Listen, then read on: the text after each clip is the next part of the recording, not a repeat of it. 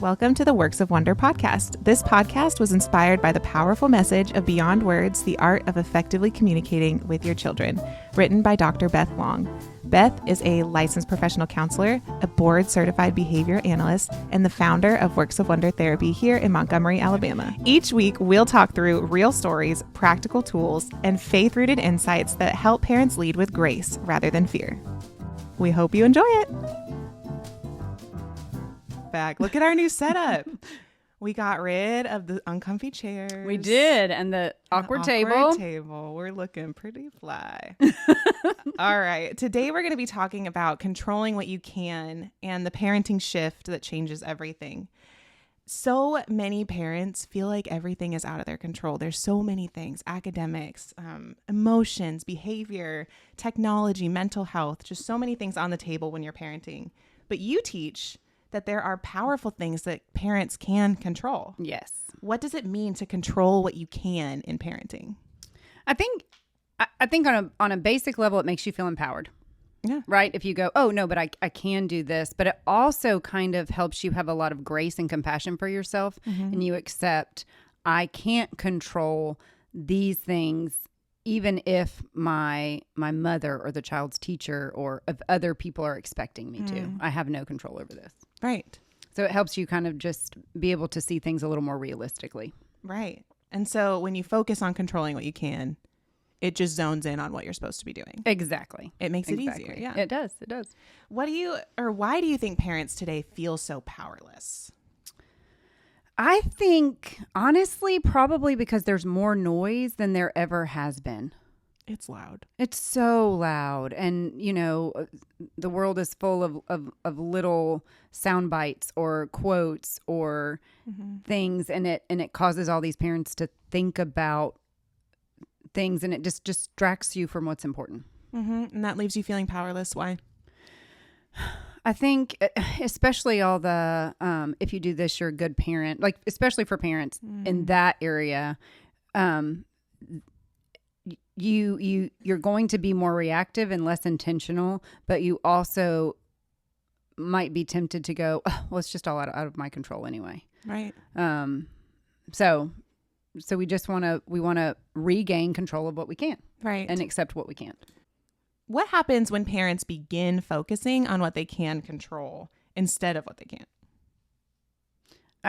Empowerment, one, but it just reframes in everything into what matters. And with children, structure matters. Bedtimes matter. Meal times matter. Like it shifts the whole mindset into, okay, but we're doing these things. So they can also kind of pat themselves on the back and go, oh, but I did this really well today. Yeah. And do you feel it is different than in the times past because of social media, and we're seeing everybody's highlight reels?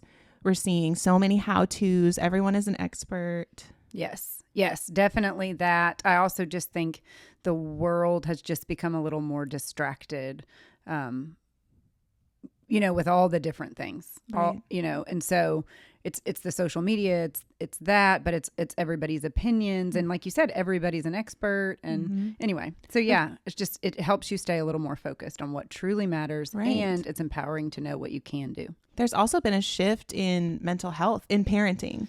We all have therapists, which is great. I mean, we love a therapist. Yes, come on. Yes. But everyone has one, and they all practice very differently. And we know how we've spent so much time seeing how our parents messed up. Yes. And our scars and all of that. And I think it forces us to lead with fear, which is what your book is speaking against. Yes. And yeah, because it is, when we parent from fear, we're going to make horrible mistakes. And that fear comes from the sense of feeling out of control. Yes. Yeah.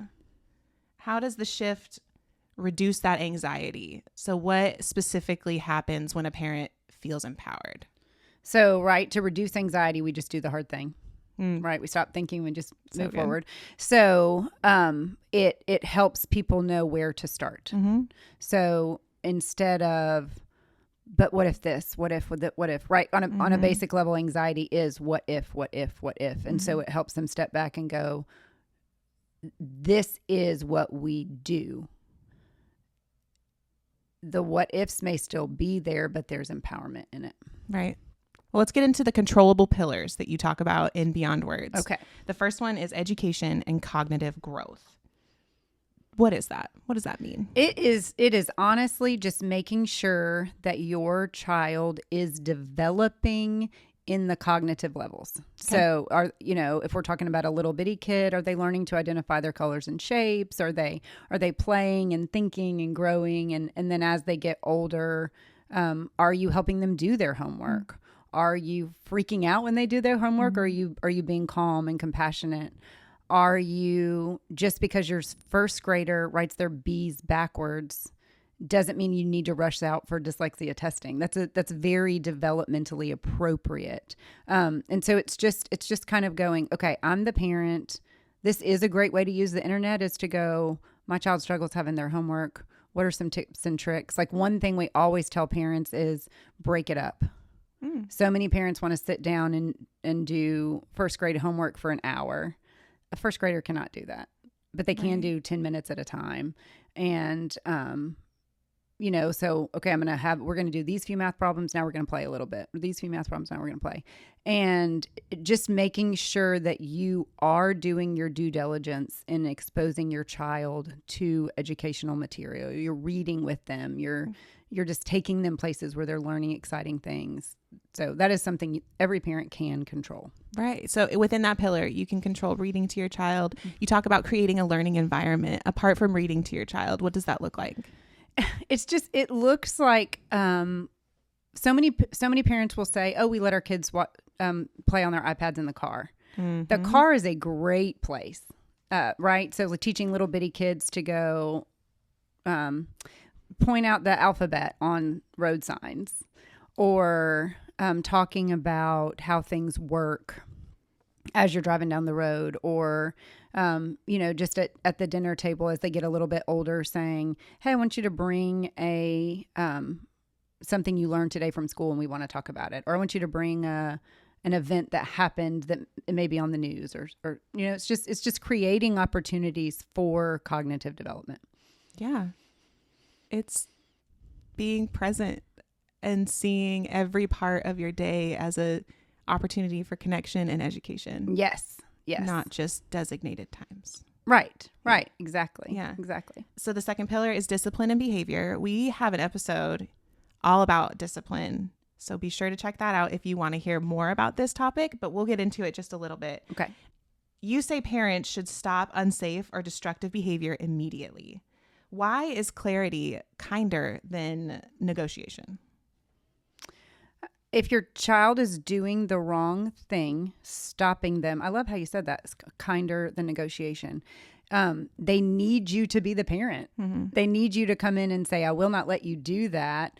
But I see parents all the time go, stop. I told you to stop. I told you to stop. Then it escalates into this awful event, right? So it is much kinder, but it also, that children need us to set those boundaries for them. Mm-hmm. They don't know these things. They just don't. Yeah. So within that discipline and behavior, the place that parents can control is their follow through. Yes. Yeah. Yes, 100%. So I always tell parents, you have absolutely no control over these few things, but you have control over everything else. Okay. Yeah. So you have absolutely no control over what your child swallows. None. What comes out of their mouth? None.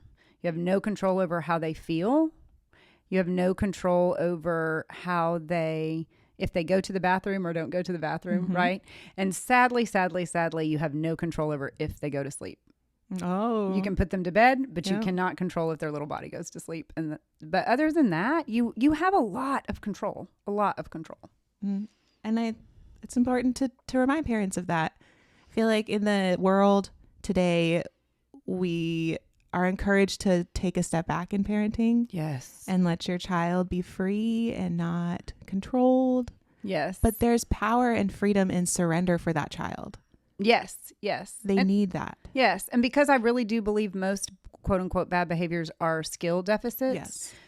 Children are going to choose to do the wrong thing because they don't know what to do. Mm-hmm. So if we're hands off and we kind of let them fail and then punish them for it, instead of using it as a teaching opportunity, it's just unfair to the child. It's the least generous thing we can do to the child. It's also unfair to the parent. Yeah. When your child swallows magnets, I'm just saying, you cannot control. You cannot control. And that's not fair for me. Personal story. The third pillar is nutrition and physical health. This is a great one. How does physical health influence mood and behavior more than parents realize? Oh, it is so important. Getting outside and being active. There's just research upon research upon research that it talks about how important that is for our emotional health. So it is our physical health, but it's also our emotional health. When we were foster parents, I learned, eat some breakfast really fast. Everybody get outside. Let's go for a bike ride, because it changed our entire day. Just that consistency of like, let's get out some energy. Let's do something physical, and enjoy the sunshine as much as we can. Really impacts. It does it for us too. I was gonna say, do it with them. Yes, it's so important. Yeah. And I feel like so many people don't make the time to do that. Right. How is that a pillar of control for the parent? How can they control that? Well, it's so making sure that they let it happen, Yeah. right? And that they, I don't want to say let it happen. I actually want to say make it happen. It's going to look different in every single family, but that should be on your list of things that you do every day. Busy parents, public school kiddos. Yes. What can they do? They can still, at the very least, even if you pick them up at, 6:00 at night, okay, we're going to go on a walk, or we're going to, whatever it takes, go spend some time outside, preferably. If you can't be outside, then do something physical inside, really intentionally play a game of tag or hide and go seek, but give a great outlet. Oh, I love making obstacle courses for kids, and you do it with them, but making time for that physical exercise. Nutrition. This is, again, another area that parents feel like they can't control because they're afraid of potential eating disorders, or their kid just doesn't do it. How can they control? What can they control? Okay. The one thing you can control is what you put in your house. Yep. You cannot control what's at birthday parties. Right. You can't control, sometimes you have to go out to eat. You don't have full control over that. You can't even always control what's at grandparents' houses. Yeah. But you 100% have control over the food in your home. And people say, well, I have to have cookies, or I have to. No, you really don't. You really don't. And we don't need them, and our kids don't need them either. So you can control that component. You can. And it's uncomfy, but they can do it. Yes. Just like you can. I want to eat cake every day, and I don't. Yes, exactly. So when we have children who are selective eaters, because there really are children who would starve. Absolutely. Like for real. I've heard pediatricians say it, and I'm like, you don't know those kids, because there are children who would refuse to eat. So when you have a child like that, you cannot force them to eat certain foods. So they kind of have their safe foods, and then this is the way we expose them to new foods. But once again, this is just something you should do, but you don't have control over it. So we give them new foods over and over and over and over and over again, asking them only to play with those foods. Okay.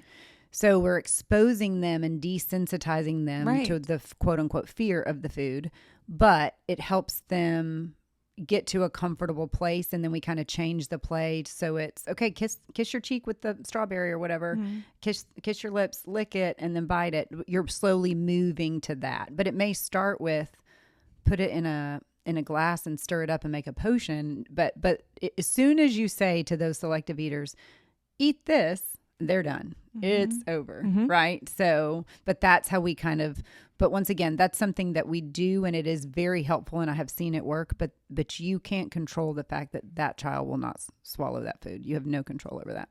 I feel like this can be an entire episode. We say that about every topic. But what about can you speak a little bit to the people who are on a tight budget and wasting food feels really scary and out of their control? What can they do? That is a very real thing. Okay, so this is actually goes perfectly with what I was just talking about, because selective eaters don't love fresh fruits and vegetables because they don't taste the same every time. Absolutely. And that is so right. Like if you've bitten into a mealy apple, you don't want to eat an apple for a while. So So go ahead and use canned fruit and low sugar syrup, used frozen vegetables, number one, it's good because for your children, because they'll taste the same every time. True. Number two, they don't spoil. Mm-hmm. And they do tend to be a little bit cheaper. So sure. yes, so feel good about that. That's great. Yeah, and then just finding ways around what cost a lot, because it's groceries are insane right now. Insane. So expensive. Okay. Our next pillar is routines and structure. Okay. Consistency. How does that create emotional safety? So when children know pretty much the pattern of what's going to happen every day, they know I'm going to be fed. I'm going to be cuddled. I'm going to be put in bed. I'm going, right? Those are not things that they worry about. Right. So structure and routine is very important for all of us, but especially for children who can't ask or communicate exactly what's going on in their own little bodies at the time. So it's vital, and so many people do not value that, but it's a game changer. I'm sitting here thinking of like the busyness of it all. Yes. How can parents control? Like, what wisdom and encouragement can you give to parents who feel like they are controlled by the baseball schedule and they are controlled by the church events and all of the things? It's okay to say no. Number one, it's totally okay to say no. Sit down with your family at least every 3 months and have a great intentional discussion of what truly matters. Okay. Some parents have rules of only one child can do one activity at a time. So that's pretty strict. Some parents have a rule that every child can only do one activity. There is no right or wrong answer. You have to do what's best for your family and what works best for you. But don't sacrifice your family to the fear of missing out. Like you step back and go, no, what really matters to me, what really matters to my child. And sometimes what matters to you isn't what matters to your child. Right. And so depending on their age and stage of life, like really prayerfully considering what matters the most right now. All right. Next pillar. Are you ready? Yes. Social and moral development. Whew. This one, in your book, you talk about chores. You're pro chores. Very, very pro chores. Yes. That's a stance to take in today's world. Yes. Tell me why you are chore friendly, that you are pro chores. There's so much research on chores and why they're important, but one of the most important things to note is that when you're doing anything with your children, they're just happy you're doing it with them. So children don't necessarily, especially young children, they don't even know that it's a chore, right? So how we approach it is like, no, we're all going to do this together. It's super fun. Is a very different approach than you have to do this and you can't do this until you do this, right? It's like, no, it's all big fun teamwork. So it's building a much better connection, but it's also helping your child go, oh no, good humans just help out. It's just normal. It's just normal. We contribute. We see people, we see something that needs to be done and we help and we do it. Right. So not because somebody told me to, but because it's the right thing to do. Absolutely. What about moving into older children with chores? I think you can get the clapback of, you just had for me to clean your house, or why would you make your kids do your responsibility? Aren't you a stay-at-home mom? You know, those kinds of comments. Yes. Can you speak into that? Anytime that we do anything that helps our children feel, I don't even necessarily competent. I was thinking of the word successful, but I don't want to say that. Anytime that we help our children feel competent. So we teach them to cook and then they take over cooking one night a week, or we teach them to really clean a bathroom and they do it really well. Okay. They're probably going to complain. Yeah. And everybody sit back and kind of go, how much do I complain about chores? We all do. Everybody does, right? But that doesn't mean that they don't value the competency that they have been given. Or they're sitting around with their friends and their friends aren't made to do anything and they're like, God. And even if they don't say it out loud in their head, they're thinking, how are you going to survive in the real world? But the children who've been taught all of that and are expected to do it and encouraged to do it, that goes with them into adulthood, and that feeling of competency is a game changer when they go to college, when they join the workforce, when they do all of those things. I never had to think about, like, I don't know how to clean a bathroom. Mm-hmm. When I got my own apartment, I knew exactly how to take care of it. And I didn't think about that until I got married, I think. And I was like, oh, I don't have to think about how to take care of a home. I was just I was just taught and showed. Right. You know? My mom mirrored that too. Mm-hmm. Okay. The next two pillars are sleep and screens. So we are reserving those two topics for their own own videos. So be on the lookout for those, because I mean, we cannot separate those. And we cannot give it all that it needs. So to wrap it all up, what encouragement would you give a parent who feels out of control and under just so much pressure? If you are taking the time to be intentional in controlling what you can, in those moments where your child is out of control, you're going to have the space and the capacity to go, whew, this is really hard. And your internal dialogue is not going to be as much, what if I did this? What did I do wrong? Why is this happening? Right?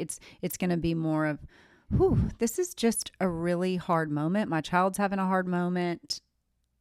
We're struggling, but I am doing everything that I can to set them up for success. And that is a game changer. So take the time to truly control what you can. That's so good. Thank you for your wisdom on this.